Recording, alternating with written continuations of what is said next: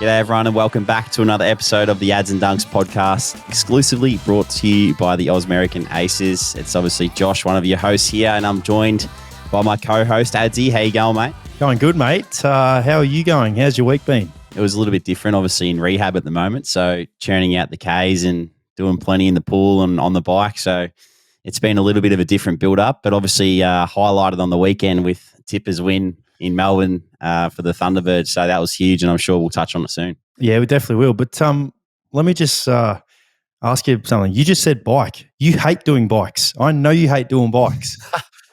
I actually do, mate, but I've had to do them because I can't run. Well, I couldn't run last week, so I did a couple of bikes, 20, 25K bikes, and yeah, you know it kills me. So not really enjoying that one too much.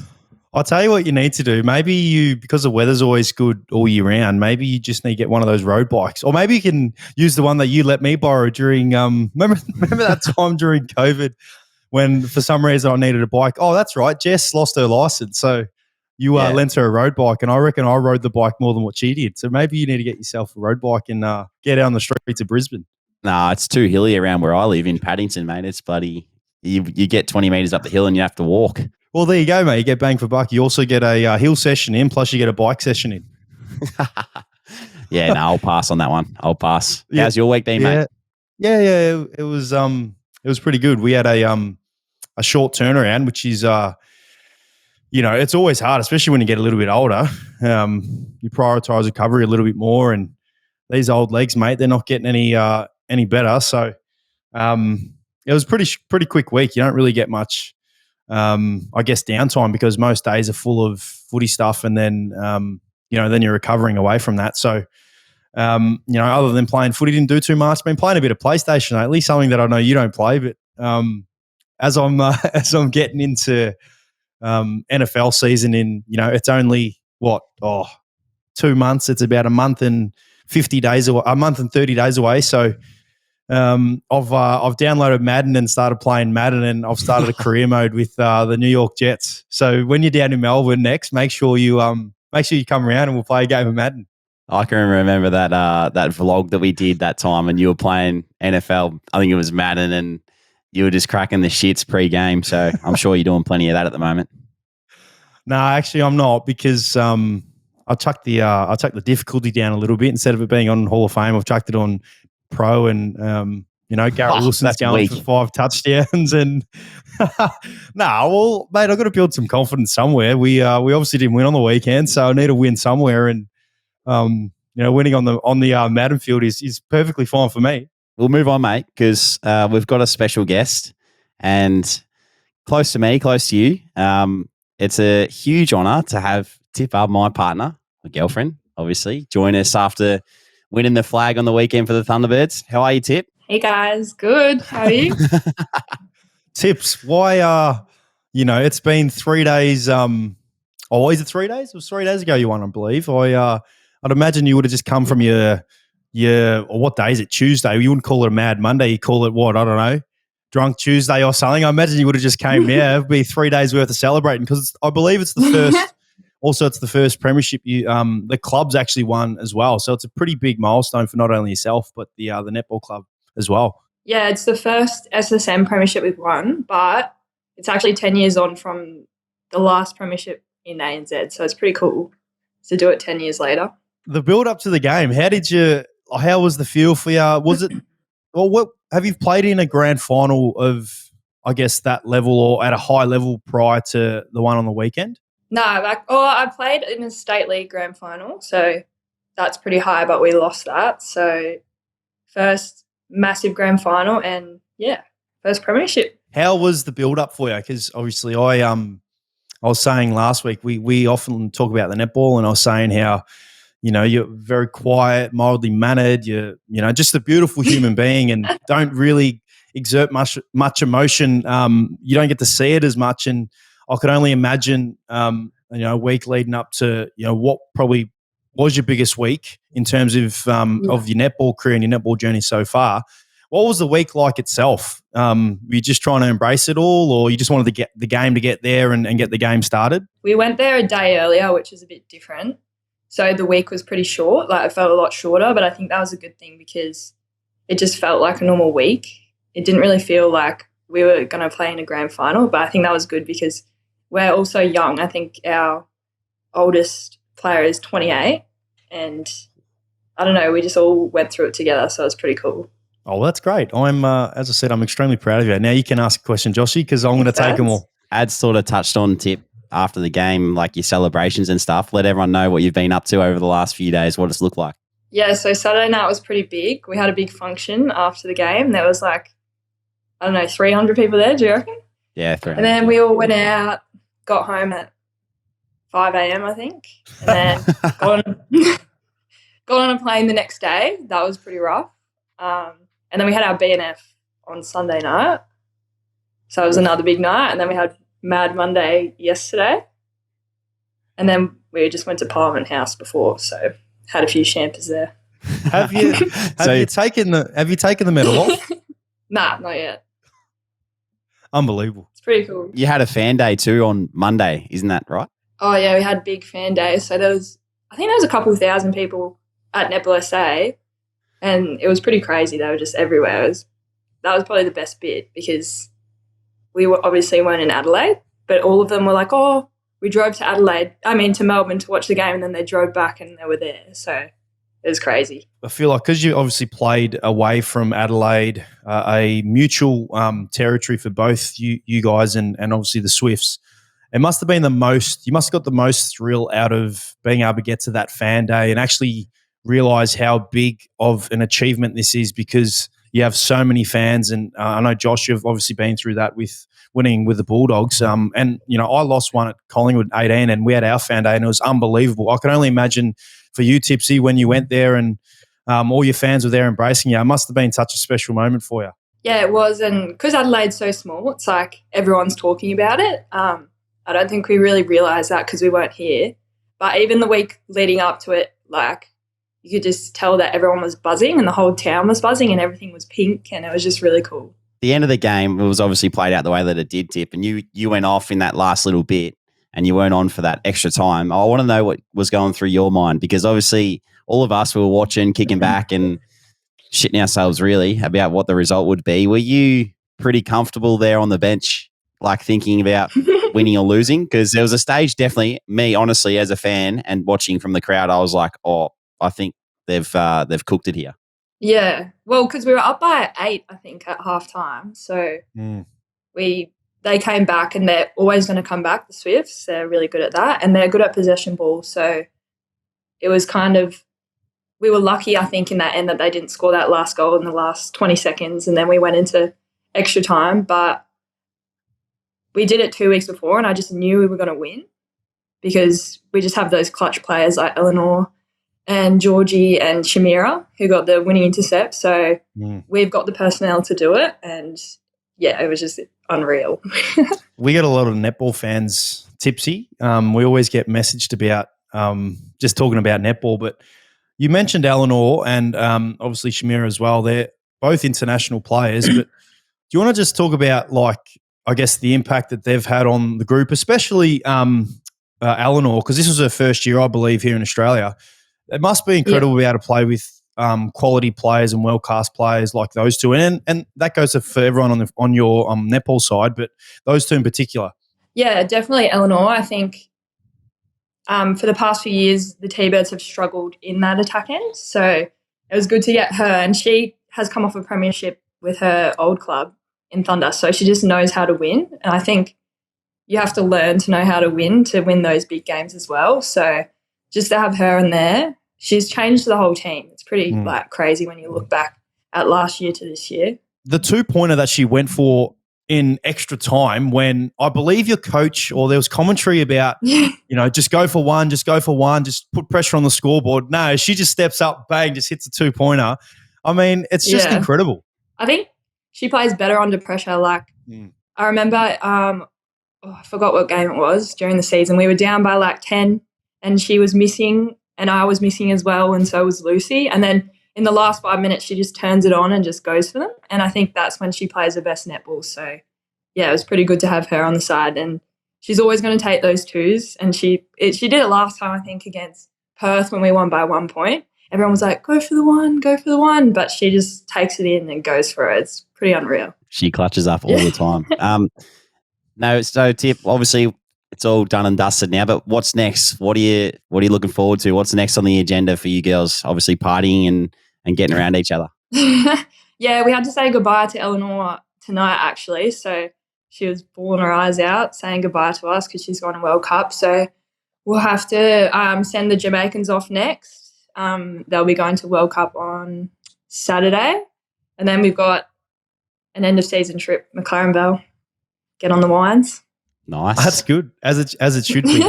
Before, I know we're going to lead into letting you go. It's been great talking to you, but I wanted to touch on your game individually. I was just saying to Dunks, and I wholeheartedly mean this, Tipsy. In that first half, well and truly thought you were the most influential player on the court. And if there was I didn't realize there was an actual MVP of the granny. And if there was, I thought you were going to win it. But then you kept coming off. And I don't know if that's a part of rotation or whatnot. I presume it is. But yeah.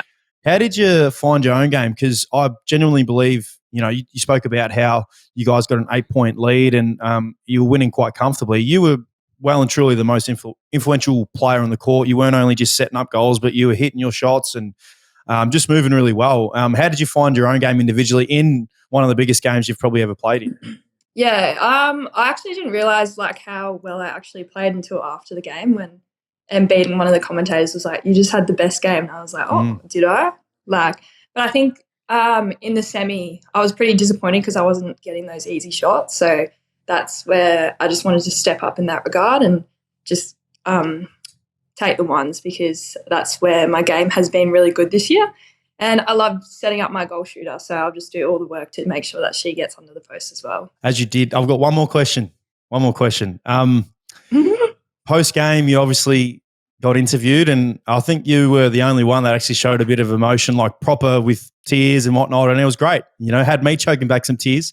It was a great little interview. But I guess do you all kind of just want to run the fans through and Joshy and I through that moment and how much that actually meant to you? Because we could see it, and winning a premiership, it's the reason why I play, it's the reason why Josh plays, and it's the reason why you play, clearly.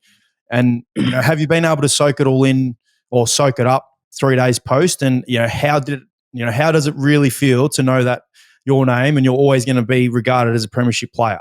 Yeah, I think that's the biggest thing. I don't really, I don't know. I'm just speechless thinking about it because it's the biggest thing, and especially in this league, there's only 80 Suncorp Super Netball players, and now we're a premiership team and premiership players, and yeah, I'm getting a bit emotional now talking about it.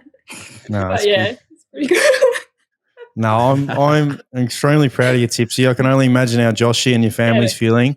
Could clearly see the emotion post game, and as I said, I was holding back tears for you. I obviously support the Firebirds with Kim and Larzy, but well and truly, you're my second team, and supporting you all year. And you were both, I can't imagine how proud Josh is, but I'm extremely proud of you. And no one deserves a premiership more than what you do in your netball club. So well done. Thanks, guys. Yeah, well done, Tip. Very proud of you, as Adzi said. So thanks for coming on. We look forward to getting you on again soon. But yeah, first off, it's actually our first guest, so well done and congratulations again. Good. Yeah, before you go, just flash the medal one more time to the camera so I can get a bit envious. Oh yeah. Oh, well done, Tippah. Thanks for making me cry, Ads. What a great chat that was. She's I can imagine how proud you are, Joshy. It's great to see that Tipsy can still show emotion and be extremely proud. I can only imagine how you'd be feeling and how her family would be feeling. Unbelievable chat. And as you said, our first guest, which is exciting. Yeah, it was good. It's nice to get her on here. And mate, I can remember when that final siren went, I myself burst into tears, I reckon, just of how proud I was and her family. I was sitting with her family, and then all the other partners and stuff were around too. So it was a pretty emotional moment and a whirlwind game because it was up and down, and half time it was up by 8 or whatever it was, and it's geez, they're actually a legitimate chance. And then they came back and it was level, and then they could have nearly lost it. So huge emotional kind of game, but to see him get up and to see Tip, obviously, like you said, get what she deserves. She's moved away from home. We live apart. She lives away from pretty much all her family and friends, and she's just got her team really. So pretty special that they've been able to do what they've set out to do, I guess, in a way. So I'm very proud of her, mate, and look forward to seeing her in Brizzy soon because she's coming back, I think, next week. So look forward to that. Couldn't agree more. Absolute star. Footy time. Obviously, it was a unique week for you. Well, not unique because you've been injured before, but I guess update us on how you're going with your calf, and we'll get into your team's game. Yeah. So as you said, unique week. I haven't really spent a lot of time out with, or zero time out with soft tissue. So it's obviously been a different one, but I'm running now, which is good. So back on track and looking forward to hopefully playing not this week against the D's, next week against Geelong. This week was a little bit tighter turnaround. It was going to be 2 weeks post doing it because we played Thursday night a couple of weeks ago. So it was a little bit tight and there was no point really trying to risk it because I feel like the boys are going really well. And, you know, Jared Lyons came in and played a really good role for us. So, sticking to it again this week with a similar sort of lineup, and I'll keep getting myself right and hopefully come back in really good form too. So, it was a different one. Good to see the boys win. I watched from afar. I actually went down to Melbourne, as everyone knows, probably because I went to the netball. But before that, I helped out with the VFL, and they had a massive win over the Northern Bull Ants. So I did some midfield line coaching, mate, which is a little bit different for me. And I was helping out Hutto and the coaches and Moz, and my younger brother Kaiser was playing. So that was pretty cool to be able to help him out throughout the game. I'm normally sitting on the sidelines watching and being like, come on, Kaiser, like wanting to tell him stuff. Whereas this week I could actually get out there and tell him. So that was pretty cool. And he had a massive game too for us, which was awesome. That's great. I feel like we've spoken about you being able to coach. I reckon if you've something you wanted to do later on down the track after you're done, it's definitely something you could well and truly do. So well done. I'm sure Kaiser and all the players down at the VFL level would have loved that. You obviously, watched your senior game. It was quite a strong win in the end. Considering, obviously West Coast have been struggling quite a bit, but obviously we spoke about last week them coming out and, playing a strong brand, and I genuinely believe they did, and played some good passage of footy and really challenged you guys. So it's pleasing for you guys to come away with a win. Obviously wanted to touch on Jack Gunston. Obviously has been out of the side. There's been quite a bit of talk about him and fitting him back in and this and that. Must be extremely pumped that he was able to come out, and I think he ended up with 6 goals, which is career high for him, or equal career high. But not only that, he impacted his teammates and had score involvements and took a heap of marks. It must be very pleasing that you're able to get Jack Gunston up and running and have a really good win in the end as well.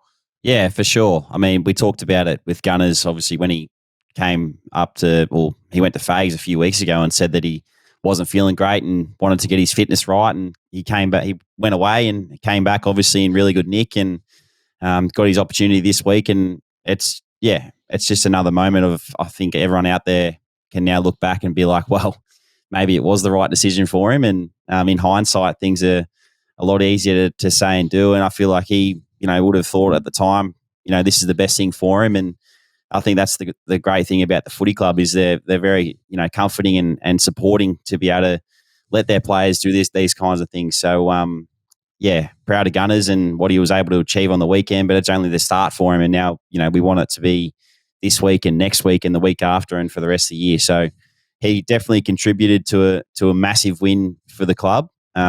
It was a bit of a different game, like watching from afar. You could see how West Coast tried to slow the game down and really possess the footy after that first quarter. So would have been tough playing out there as players, but the boys did a great job and very happy with the win and move on pretty quickly to the D's this week. Yeah, I couldn't agree more. It's when you've got a player with the quality that obviously Jack Gunston brings, it's obviously ideal that he peaks at the right time, and definitely feel like there's a great window for him now to continue that form and obviously play well into the finals for you. What about the midfield without you? You would have looked closely because obviously first game you're not there as a Brisbane Lion player. I think Will Ashcroft, I believe, had his highest AFL player ratings. I read this on socials the other day. Player ratings game. You spoke about Jared Lyons coming in, and he's probably a bit of a hard luck story. for the season, because he's well and truly good enough to be playing at AFL level. And sometimes that's just the reality. It's hard to come in because of personnel and whatever it may be. And he's just, from my point of view, a hard luck story for him. So, and then obviously Lachie Neale keeps playing at a high quality. It must be pleasing to watch those guys without you, play really good footy and ultimately win in that regard and then help win the game. Yeah, absolutely. It's always different when you watch behind the screen or, live at the game. When you're not out there playing, you sort of feel like you're so far off it, I reckon. Like when you're out there, you're just playing footy. But then when you're watching, it's just like, wow, like these guys are good. Like our boys are good. How am I meant to fit in here? So it's a bit of a weird one. But I was very pumped for the boys. Ashy especially, he's been working a lot on his defensive elements to his game, and he's really starting to show through now, and the work that he's been putting in and the education that he's learning over the course of the year. He's getting the reward. So it was nice to see him, step up again on the weekend. And you touched on Locke, and I think Huey McCluggage had one of his better games for the year. And the list goes on, Zach Bailey, Cam Rayner, all the boys that go through there, Dev Robertson. They're all stood up and played really good games. And I think it was a even kind of contribution which helped us, in the end get that result. Yeah, you mentioned Zach Bailey. I wanted to see what you thought. Have you spoken to him about what he was thinking when he had that long shot from 60? And I think Eric Hipwood took a mark on the goal line to stop him from kicking the goal. Yeah, it was funny. Fags brought it up in the team meeting, and he's like, "You two boys okay?" And they sort of was like, "Yeah, it's all good." And we all just pissed ourselves laughing. It was a classic, mate, because he showed the vision and everything, and it was like, so I just want to ask, are you two boys, like, are you talking? Like, are you all good? And they just looked at each other and just started laughing. So it was great. Bit of banter, mate. It's always nice. No, it is nice. It is. It was quite funny when I watched it. I was watching the game intently, and Zach Bailey always does incredible things where he, will break a tackle and run to 60 and have a shot. And as he was doing it, I thought, this is going to be a beauty. And then, Eric would take some mark. He'd be like, I'd be a little bit flat if I was Zach Bailey. But no, it is what it is. But yeah, as you said, you guys are playing really good footy, and looking forward to the contest against Melbourne. Yeah, it's going to be a huge game this week for us. But before we talk about that, let's talk about your game. Obviously, played against the Pies, one of the best teams in the comp at the moment. How'd you see it? How was playing against our boy Nick Dacos? We talk about him every week. He looked really good again. Yeah, how did I see it? It was fast and quick and hard up close. It's you mentioned just before about when you're watching from afar thinking, geez, am I good enough? I swear there's sometimes in a game when you're playing against high-quality opposition, you can find yourself just watching the game unfold in front of you and you're thinking, geez, these guys are good players and it's a good team. And, that was definitely how it felt. Definitely after quarter time and into the last quarter. So from a performance point of view, obviously pleased with some aspects of the game. I believe we, in terms of all the key indicators, we were able to we could test the ball clearance. I think we had even amount of inside 50s. We won some areas where, you'd win those, and you watch from a stats point of view and indicators that generally dictate who wins a game.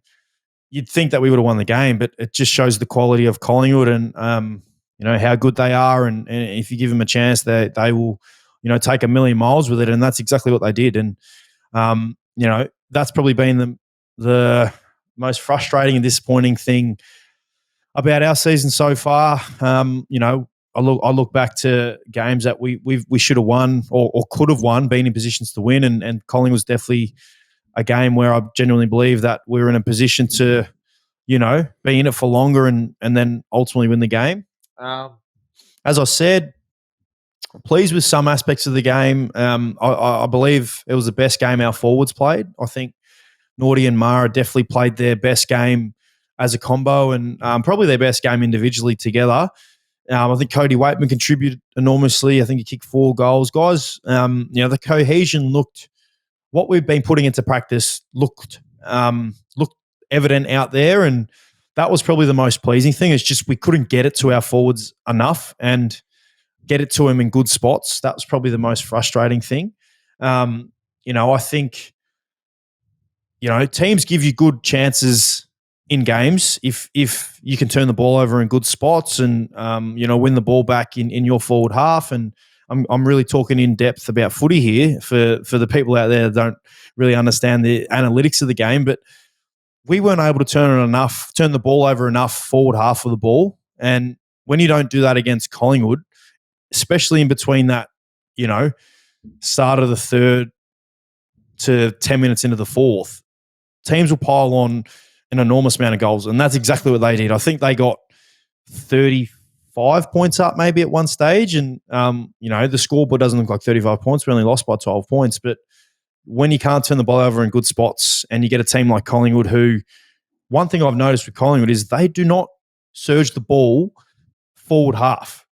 They literally will try and find a handball or hit a target. That's just how skilled and how well drilled they are. I'm not sure if you experienced that. I know you guys beat them up there and that was a long while ago, but I swear they just refuse to surge the ball forward half. And when they're not doing that, it gives their forwards better opportunity if they're chaining and, hitting easy kicks. So we just weren't able to stop that. And ultimately, when we came back, it was just too late. I mean, if there was another 5-10 minutes, maybe it could have been a little bit different, but it was just too late for us. And they really flexed their muscle in the middle part of the game and were way too strong for us. So, yeah, it was another game that was a missed opportunity for us and a very disappointing one in the fact that we were in it, but we just couldn't win the game. Yeah. Do you walk away from a game like that? Like you said, disappointed, but I feel like you should take a lot of positives out of it. Like they're the benchmark at the moment in the competition. And, at times you look like you had them on the ropes, especially early and even late in the game, probably more early, I feel, in that first quarter where you had them chasing or their backs to their goals. They were running your way pretty much all the time. So you must take a lot out of that. Yeah.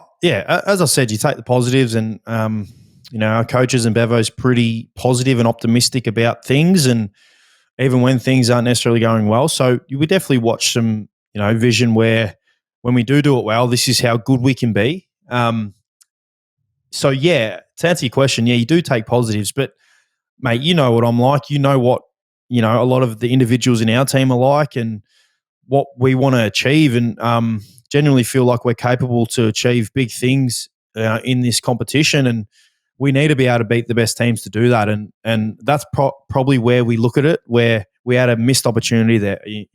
We've played Port Adelaide twice this year, who is the other side that is on this incredible winning streak and playing as good footy as Collingwood. And we've been in those two games in winning positions, and then ultimately we haven't won the game. So that's where the frustration comes from. And yeah, you take the positives from the game and you look at where you can implement it for longer, which will probably be the key for us. But yeah, it's sometimes hard to look at positives when you just want to win. And the fact that we weren't able to win was just frustrating. Yeah, I was watching very closely. I wrote a couple of things down because I was like, I really want to talk about this on the podcast and see if you noticed it out there. But one of them was, did you notice when Nick Dacos stole that free kick? I think Tom Mitchell might have got someone holding the ball and then he took the free kick. And then there was another opportunity where Jeremy Howe was going over a ground ball and he literally stole it off him. I'm thinking, mate, you get enough of the footy. You don't need to get an extra 2 or 3 touches. Like, it's just funny as. Yeah, no, I did notice that. And my theory is, why wouldn't you want the hand? Why wouldn't you want the ball in the hands of the best kick and the best decision maker in all of AFL? Yeah, I know. Quite funny I know what you're saying. Just a little bit on playing Nick Dacos now. I haven't, played against him since last year, which was only his 10th or so game. Now I walk away from that game genuinely thinking he is the best player in the competition. Easily this year, he's, with all due respect to Zach Butters has been unbelievable playing against him up close. He's probably the one that comes to mind, Jeremy Cameron, but him up close, how quick he is, how decisive he is, his skills sets him apart from, all his peers, in my opinion. He makes the right decision almost every single time. And when he sees something and needs to execute it, he executes it. And there was a couple of times when, say they're going that way, he's running that way and handball over his shoulder, knowing that someone's coming and just lace them out. And you don't see guys in their first, second year do this. And, I think back to when I was a young kid playing and you can as well, mate, there's no way I've thought about, doing the stuff that he does, because I just, one, didn't think I was capable enough, and two, obviously, wasn't that talented. He's clearly that talented, and he's more than capable to do that. And, watching up close, he kicked that unbelievable goal on the run, check side, but kind of drop punted it, check sided it. It's just, he, if he doesn't win the Brownlow, then I don't know, who does, because he's head and shoulders, in my opinion, right now the best player in the competition, and every single individual award this year, I genuinely believe he's probably going to win. So watching up close, unfortunately, wasn't ideal because we ended up helping him win, but he's going to be a superstar for a very, very, probably, right now, could be the greatest player that I've ever seen, ever. And that is with all due respect to Dusty and Juddy. Juddy's the best player I've seen. Dusty's the best player that I've come up against. He is on the pathway to getting there because, he's just unbelievable. Yeah, he's unbelievable to watch, Nick Dacos. And the other one I was going to talk about, and we probably should congratulate him for breaking the all-time record disposals, was Pendles. I want to know what you did, though, when Pendles broke that record. I heard you may have done something, a small gesture that you might want to let the fans know about. What did I do? Did you stand up? You were on the bench? Were you on the bench? Oh, yes, I did. Yes. And I clapped. I clapped. Yep, I did. So I was sitting on the bench, and I'm funny. How'd you know that? I know a lot of things, mate. I didn't. I didn't think anyone knew, but no, I was sitting on the bench, and I thought it was only fitting because I was fortunate enough to play with Pendles and have played against him, obviously. And I often talk about, one of the most influential players in my career and the best player that I've seen up close with Dusty and Bont and Dakes. But it's for him, to have the career that he's had and still having, and to pass the all-time disposal record, it's probably only fitting because, one of the champions of the game. And, I was able to get out there and walk to the centre bounce after he had it and tap him on the bum and say congratulations. So, he's an absolute superstar. And, it's pretty cool that you notice that. I wonder if we can find the vision, maybe behind the goals vision or something, of you standing up, getting up off the bench and clapping him as he gets his record-breaking disposal. Yeah, no, I feel like it's only fair. One thing I did want to say is, I mentioned Mara and Naughty and two of their best games, but I can feel and see and sense that Mara is really confident now, and he's very self-assured that he genuinely has what it takes to be a powerhouse in this competition. And you can see that he's improving in leaps and bounds, and his ability to jump at the footy and take the ball at its highest point is clearly evident in games. And I feel like, the last month of footy that he's played has definitely been the best footy that he's played. And it's not only his forward craft and, taking marks and kicking goals and setting up goals, it's also his around the ground work, his ability to turn right, turn left, hit kicks that, are quite challenging. So it's pleasing to see up close Mara performing the way that he's performing. Yeah, he is going very well, Mara, and you can just tell, like, he's got that look in his eye now every time he runs out, that he's ready to put the boys on his shoulders when it matters. And for him to stand up on the weekend or Friday night was massive at times. So, very pumped for Mara, going well. Darcy Moore's public speaking is something that everyone's talking about and how good he is at it. And I think they asked him post-game whether he actually goes and practices, because he just knows what he's saying and how it's like it's rehearsed. Like, you were there. What'd you think? It was another ripping speech from him. Yeah, no, I'd be the first to say to you that it's definitely not rehearsed. It's just how aware he is of, situations, and aware of importances of games and involvements that he's in. You mentioned obviously the game on the weekend. He clearly knows a lot about Bob Rose, and obviously Benny was the guy who presented the medal for the best on ground and spoke about inclusion and just things that matter in that particular time. And he's someone that from when the first time I met him, I could sense that he's going to be a leader in any capacity, whether it's footy or work or whatever it may be.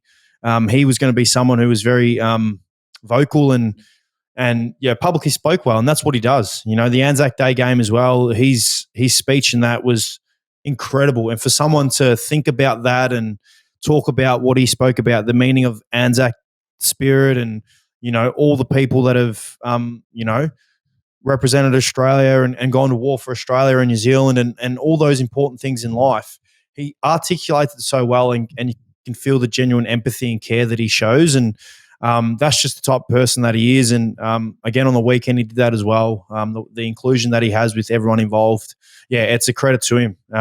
No surprise that he's the Collingwood captain, but I think he's one of the delegates as well, or one of the AFLPA hierarchy. And when Danger eventually steps down as president, it wouldn't surprise me if Darcy Moore puts his hand up and wants to represent the players, because he represents himself and represents the club incredibly well. Absolutely, I second those words that you just mentioned. He's one of the best I've ever seen that can get up and make those speeches. So good on him. Big news today: Stewie Dew sacked. What are your thoughts on this one? The whole footy world was a week ago, supporting him, and after Caroline Wilson's words about the Sun's going to sack him, it's massive news today. Yeah, I think that's probably where it's thrown a lot of people off, is the fact that obviously last week he was, backed, and then obviously a week later, people say a week's a long time in football. It really is, because now he's obviously not the coach of the Suns. It's it's obviously a disappointing time for the players. I can only imagine how the players are feeling and how Stewie's feeling and his family, because it's never easy being a football coach or a head coach, really, because you invest so much time into the club and the players. And I know ultimately the goal for the Gold Coast Suns would be playing finals and setting a high standard on the footy field, but the improvement in the club and the players from afar that I've seen, it's clearly been a lot of it from his doing, and the influence that it looks like he's had on guys like Noah Anderson, Matt Rowell, Took Miller.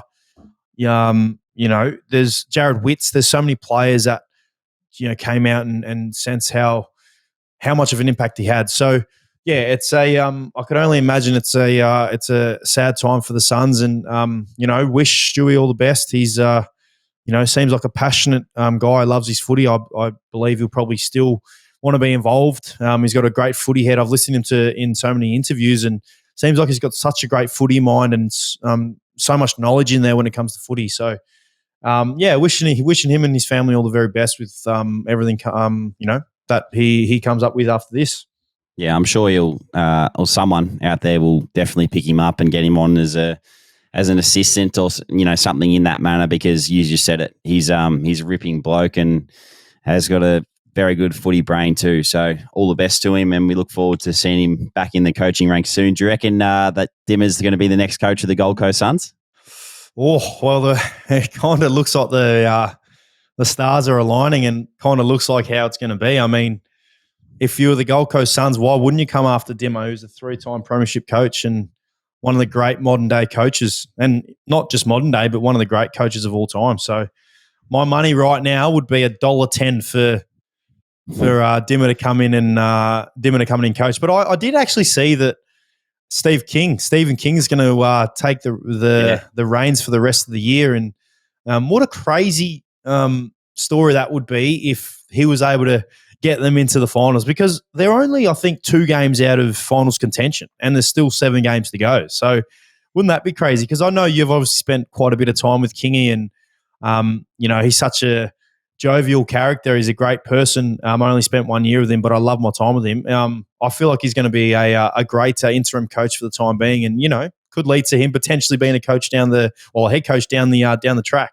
Yeah, I think Kingy's going to be great for him. I feel like he's a people person, and he'll bring the boys together. I'm not saying that Dewey didn't, but I think it's going to be nice for obviously Kingy, because he obviously left the Bulldogs with a better opportunity to go up to the Suns, and now he gets a look in after everything that's transpired. So wish him all the best too, because I'm sure he'll be a little bit nervous, and it's the first time, other than maybe a pre-season game, I reckon he coached us at the Dogs one time. So he did a fantastic job with us mids in that 2021 year when we made the grand final, and even in 16, he was a part of that, midfield with Joel Corey coaching line. So, he's going to be great for him, I think.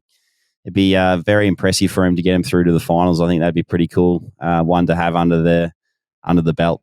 That would be pretty crazy. What about with assistant coaches? It's a nice little segue into, some 2 or 3 assistant coaches that come to your mind who have had the biggest influence on you and, just personal relationship with you. Who are some that comes to mind for you? Personal biggest influence, I would definitely say Joel Corey. He's probably my number one, in terms of influence, just because his ability to, or not ability, but just his smarts, his game smarts. He just knew little things like little tricks and stuff that would help you get in a better position, and whether it was footwork or body work or, little things you do with your hands and the way you look at the stoppage, like standing back and actually assessing the whole thing, like things you just don't even think about. He was very good at identifying that and teaching it to us. So he's up there for, he probably is the number one assistant coach that I've had. And relationship, I think it's got to go down to probably Kingy or Gia, because I haven't really had many outside of the Bulldogs. And now I've got to mention Brucey. Cam Bruce now is probably up there with one of my favourites, just because he's a legend and he's pushing us really hard this year. And we've got a great midfield group, so enjoying my time there with him and the boys. But what are your thoughts? You've had a few. Oh, mate, I've had quite a few. Mine's an easy one. It's funny. I'll say assistant coach because he's not really remembered as assistant coach, and he's still working with Melbourne at the moment. But mine's easily Choco Williams. Yep. Because, he's a premiership coach and just got inducted into the Hall of Fame. So well done, Choco. No doubt he'd be listening to this. He loves his footy, and I sent him a message the other day, actually, which is very nice of him to get back, and the message he sent back to me. So thanks, Choco. But, he was, my first assistant coach at AFL level. We obviously had Kevin Sheedy was our head coach, and we had a couple others. But Choco Williams, just his knowledge of the game first and foremost, but his ability to teach, the fundamentals of the game, but then just you talk about little intricacies that players can add into their game. And you just mentioned, obviously, the coaches and Joel Corey, that was your one. He was definitely my one in early days. He's so pedantic about little things, how you're kicking the ball, how you're using your hands. And then, obviously, I spoke about the knowledge of the game. Just he was the one who instilled so many good habits in myself individually, but a lot of the players around him. And he held us a really high standard that sometimes it could put players off him. But in hindsight, I definitely know this. Those players would know that he did it for the betterment of them individually, and that's the only reason why he did it. And there's no surprise to me why, when he worked at Richmond, they had some great quality players come through. No doubt they'd be saying he's one of the biggest influence on their lives. And also now Melbourne, there was no surprise to me as well that, he was a part of that premiership that they had against us, and has worked closely with a lot of their players. So Choco's probably the most influential. Personally, someone who I can, really relate to and loved was Lukey Power. He was another guy who was at the Giants with me. He, he's a Brisbane legend, your boys, but he was, he was and is, one of the most kindest guys that I've ever met in my life, and very caring, empathetic, and could relate a lot to him. So they're probably the two that come to mind. But I've had a lot of great assistant coaches in my time. No, that's good. And moving on now, was there anything else that caught your eye during the week? There was a couple of cool things that happened over the weekend. Yep, Connor Rosie's dribble goal. Did you see that? I did see that. It was pretty special. Only a handful of players can do stuff like that. I genuinely believe that, in the wet, and quality, highly skilled people. And Connor Rosie is clearly one of those. Someone who I know would have hated this, Jason Dunstall. Yep, he would have hated it. He hates the dribble kick, but we're here to support it, because it was funny. I actually saw a vision of Connor Rosie practicing these at training during the week, where he was dribbling them through little poles. So maybe we need to back him up a little bit and back all the dribblers out there. That big Jace Dunstall won't. He probably won't like it. Yeah, well, I don't know, because I don't know if back when Jason Dunstall played, one of the greatest forwards and players of all time, I don't know if they dribble kicked the ball back then and why he doesn't like the dribble kick. But this day and age, the amount of times we practice dribble kicks would be the amount of times we practice drop punts, bananas, whatever you want to call them. So if there's ever a time for Jason Dunstall to get over dribble kicks, it's now, because look at the goal that Connor Rosie kicked. Absolutely unbelievable. And I'm hoping that he sees this, because we need to make sure it's in the game. It cannot not be in the game, because it's such an art and such a craft. Well, what else is he supposed to do there if he doesn't dribble that ball through? That's my question. Oh, so well, if I don't know. he's got to center it to the top of the goal square instead of kicking one of the goals of the year. The only thing I understand with obviously Jason Dunstall is when I think it's the ones where they're maybe running into open goal and they go the dribble kick and he misses it. Yeah. I understand that. I understand that. Yeah. So get it. But the ones from the boundary line, no, they have to be in the game, because as you said, what else is he meant to do? Nah, we love it. We love the dribble. So it's here to stay for us from the Ads and Dunks podcast. That's for sure. Absolutely. You mentioned obviously move forward to this week. You guys, big one this week. A really, really big game for you. Obviously, Friday night, a primetime slot for you again, I believe, Friday night, which is exciting. Talk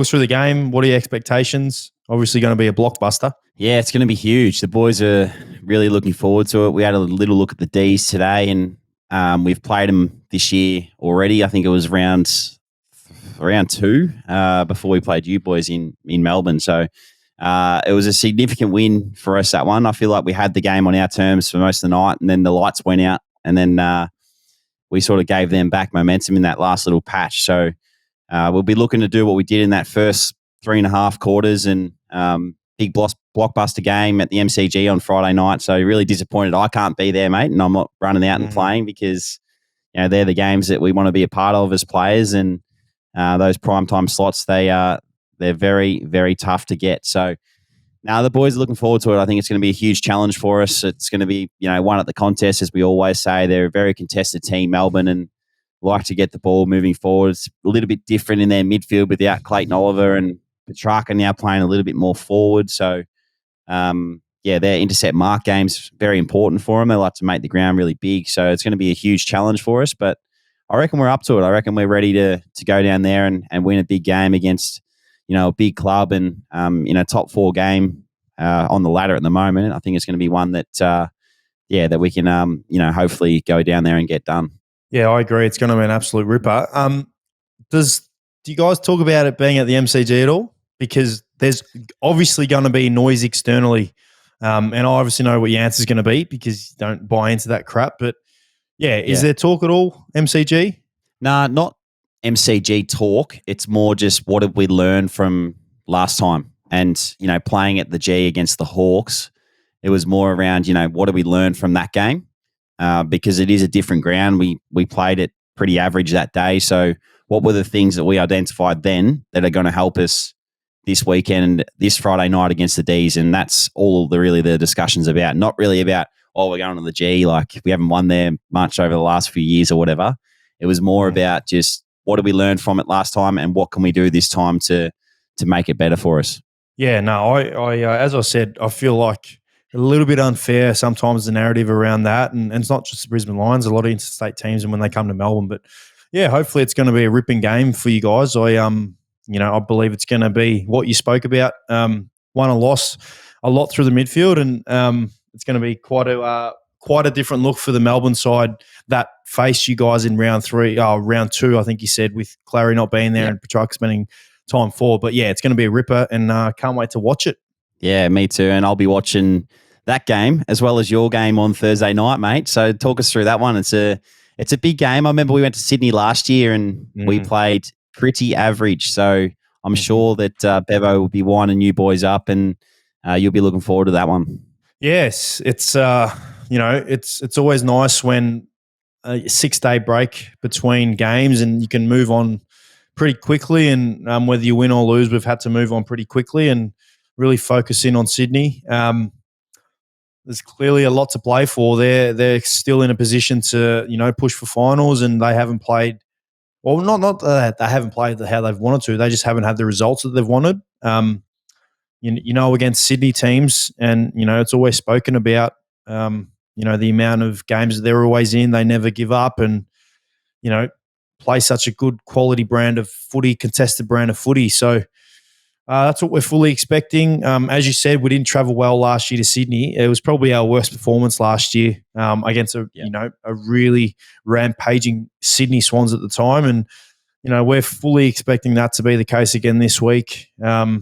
Hopefully, we can implement how we want to play, in the periods that we did against Collingwood in weeks gone by, in this game for a longer period of time, and give ourselves a really good chance to win. And as I just touched on, a lot of it's going to be won around the ball. We got to bring the contest side of the footy, but Sydney also like to move the ball through the corridor. I think they're the number one team that comes through the corridor, and really like to get overlap and create hands. So, yeah, we have to bring our best. Defensively, we've got to bring our best. So, looking forward to it, mate. It's Friday's a blockbuster games, but Thursday's a nice little time slot as well. And heading up there tomorrow and really, really looking forward to getting up there and training at the SCG, and then coming the game and hopefully win. Yeah, it's going to be a good one to watch. Another thing to watch, last year when we went to the SCG, you played down back. Is that going to be on the cards again, or are you a midfielder now? Yeah, mate, key back. I'm locking in on Buddy. Me and Buddy 1-on-1 out of the square. I'll try and keep him to 10 goals. That'd be nice. But I fully expect to be playing midfield this week, mate. I don't think I'll be lining up on the back, so we don't have to worry about that. Nah, it's good. It's going to be another huge week of footy, and the ladder. It's still. I'm looking at it now. It's still very close between all teams, and every game does count. So. All the way down to the Swans, they're 15th, the Swans, and they're still a legitimate chance to make finals. So, huge weekend of footy, and all these results each week, it just changes the outlook. As you said, mate, other than the top two, doesn't look like Collingwood or Port Adelaide are going to drop out at all. But the rest, you speak about your game, it's so close. I think if Melbourne win, they equal your points, don't they?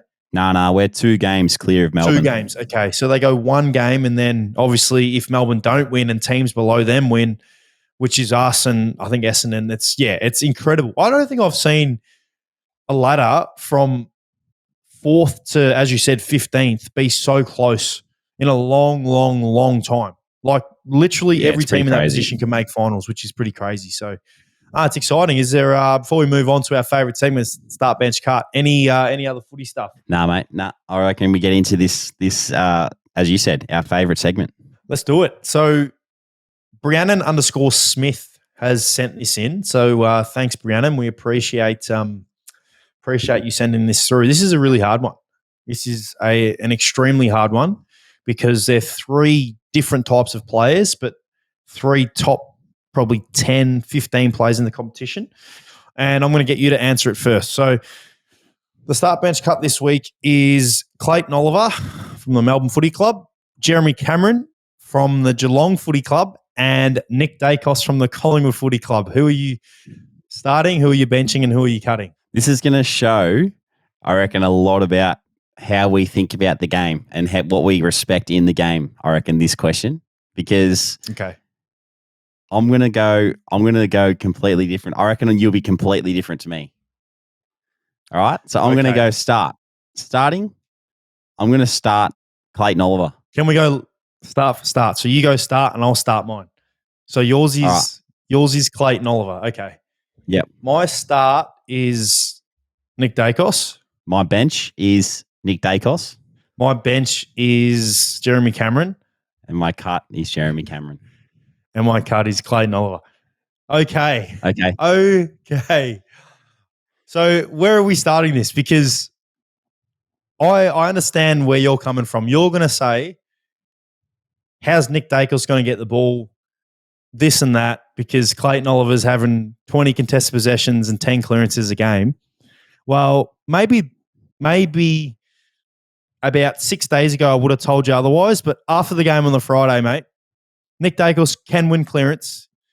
I think he's had 10 clearances each week the last 3 weeks, more than capable of winning contested footy. He can beat you 1-on-1 and get out on the outside and then absolutely kill you with the ball. He uses the ball a little bit better than what Clayton Oliver does, probably quite a bit better than what Clayton Oliver does. And yeah, that's where my argument is. You're talking about contested ball. Contested ball is a little bit different to first possession. So you talk about first possession in a game. You know, you want to win first possession because that's you obviously getting access to the footy. Clayton Oliver does that. He gets a lot of first possession footy. And his ability over the last few years, especially, you know, he's turned himself into an All-Australian player and breaking the lines and kicking goals. I feel like he's one that, you know, if you get given out of these three players, if you get given them, you want to win the contest and you want to get the ball moving forward. Well, he's your access player. I've still got Nick Dacos on my team because he's on the bench. So I feel like those two in tandem would be pretty nice. And then Jeremy Cameron's just stiff because the other two are ahead of him. But yeah, I want you to tell me why you've cut Clayton Oliver and benched Jeremy Cameron. Quickly, just with Nick Dacos, because I hate losing in anything, whether it's a debate. I am. Whether it's a debate or whatever we're doing, I don't want to lose. And I think I'm right all the time. So Nick Dacos, I agree with you. Clayton Oliver, first possession, yes. He gets it probably more than anyone in the competition. Lachie Neale would be up there. Bonte would be up there. I think if Nick Dacos wanted to win first possession, he would, more than anyone else. He just doesn't have to because he's got Jordan De Goey in there. He has Scott Pendlebury in there. Nick Dacos can't win first possession as well as what Clayton Oliver can because he's not as big and not as strong. Okay. If you're going to say that then, who's a better first possession player between, the only reason I'm saying this is because they're about the same size, Lachie Neale and Clayton Oliver, if you're going to use size, because Lachie Neale's probably the same size as Nick Dacos, but probably as good a first possession player as Clayton Oliver. So you can't use that as an example. No, Lockie's heavier than Nick Dacos. He looks heavier. Nope. Looks heavier, but he's not as heavy as Nick Dacos. He's stronger. He's stronger. You can't use that. You can't say because Nick Dacos is lighter and not as heavy, he's not as good a first possession player. His role in the team, right, is to he doesn't have to win first possession. But if he wanted to, he could do it as well as Clayton Oliver, in my opinion. So that is the reason why I have Nick Dacos ahead. And I think Dacos's ability to get in and out of traffic and then be able to hit a target or put someone else in a better position is not only better than Clayton Oliver's, but is the best in the competition. So that's why I've got him ahead of Clayton Oliver. And reason why I have Jeremy Cameron in there is because is Nick Dacos going to hit it? Is he going to kick it to a leading Clayton Oliver? No, he's going to kick it to a leading Jeremy Cameron, who has as good of foot skills as Nick Dacos. Probably a little bit worse than Nick Dacos. So there's my two. You tell me why you don't have Jeremy Cameron in it. Because Nick Dacos just breaks the arc and kicks the goals. So then why isn't he starting? He doesn't need to start. He just rests on the pine for 5 minutes and then he comes on the ground and gets going. That's why he doesn't need to start, because when he comes on the ground, he wins first possession because he wants to, if he wanted to. Yeah, so I just compliment both of them. I'm just really curious to see what our fans think of this one because we should have a nice little vote each week to see who wins the argument. No, I don't think there's a right or wrong here. It's going to clearly be – I genuinely believe – I honestly think people will send in Nick Dacos over all of them because probably the amount of Collingwood fans, first and foremost, that we've got. But just because Dacos does – and I mean this in the most respectful way possible, he does all the really good-looking stuff, all the nice things where, he kicks it to his teammates, where in Clayton Oliver's defense – he wins the contested ball where he gets it out and just handballs it. So as much as I want to win the argument, I'm arguing with you, there is a bit of a defense with Clayton Oliver in that aspect. And it's a hard start bench cut. But I think our fans will send in Nick Dacos. Yeah, I'll probably agree with you, but still, I just like being different to you and having this argument because I know that it stirs you up a little bit. Well, it did. But no, thank you, Brandon. We appreciate that start bench cut. Can't wait to see what our listeners come up with. Same here. Moving on, the Ausmerican Aces apparel is officially online. Have you seen the pictures, mate? They look pretty good, the jumpers. I'm pretty happy with them. I am very happy considering you and I didn't have much of a say in it, Tommy. Come on, Tommy. But the reason why we don't is because we know that he's going to do a great job. So they do look good. They look great. But maybe we might be we're going to work on a custom ads and dunks collection in the near future. So he has organised that for us. But He just wanted us to give him a shout out, or give us a shout out in a way. All the apparel is online for pre-order, and we've been told that the stock is very limited. So get in fast. 6 hoodies and 6 t-shirts. So, can't wait to see a few people walking around the streets with the Aces, hoodies and t-shirts on. And it's funny because I was walking around at the airport the other day, mate, and this A sign. I got back to Brisbane, and this little boy and his dad got in the lift, and I was with my brother and sister, and we're just standing there, and the little boy looked at me and did not say a word. Anyway, the lift opened and he got out, and then he turned around like real quick, and he was just like, didn't even say anything, and he just started doing this, and I was like, hey. So it was beautiful. It's nice to see the A sign getting thrown around, but the apparel is going to be even cooler. So make sure you head to the website, ausmericanaces.com.au, to get your hands on some, and look forward to seeing it out on the streets, as we mentioned. Yeah, maybe with the apparel we can maybe get our heads or whatever, but maybe just get a logo where there's just a finger like that and the A sticking up. Maybe we could do something like that. But no, you're right. Make sure you jump on the website at ausmericanaces.com.au to obviously, if you want to get in and get some apparel, although it's very limited, as you've just said, jump on the website, have a look. Little update on our massive giveaway that we've spoken about for a long time now.